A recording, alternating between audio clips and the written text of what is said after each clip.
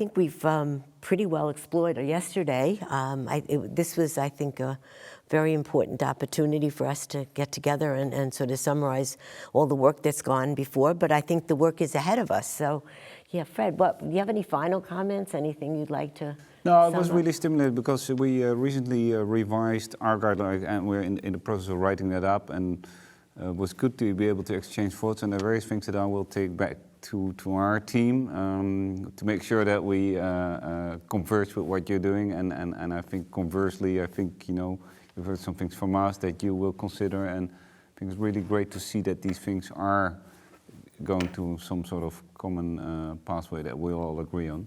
I think really stimulating. One of the things I learned yesterday, which was very important, was really balancing the need for doing the study as opposed to having additional information that we may benefit from in the future.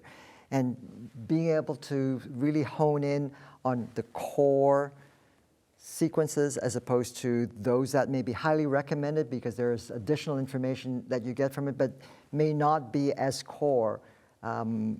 I think that's a very important distinction. And then having other site-specific protocols that people are familiar with, or they're using it because for their particular patients it may be of benefit. But having this distinguishing features of the core, the highly recommended, and then additional optional ones, I think is an important part. And I think will help to convince people that it will not increase their scan time, it can be easily adapted, and it will make life so much better for them and most importantly for their patients. I would say on the clinical side, what was really reassuring to me is that we're really doing things very similarly in terms of monitoring people over time. When is the time to do a rebaseline MRI? How often do you do it?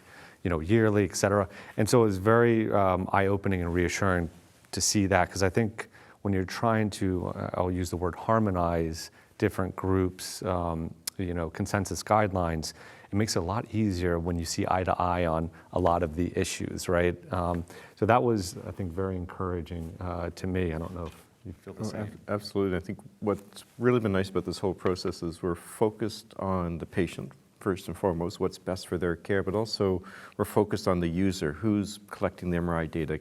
We don't want to put the bar so high that it's unachievable. We're really looking at trying to make this acceptable and broadly applied so that any MRI center in the world could use these types of protocols in a reasonable way. Yeah.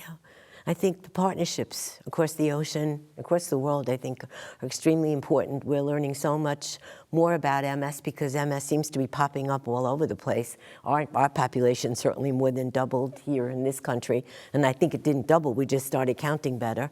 And I think, you know, our partnerships with Europe and throughout the world are going to be extremely important for us to learn from each other and continue the dialogue. And this was a great opportunity. Thanks so much for sitting down with me. And I hope that our listeners will learn a bit, and we hope that this is the beginning of a beautiful friendship. We'll continue this dialogue from now on. Thank you very much.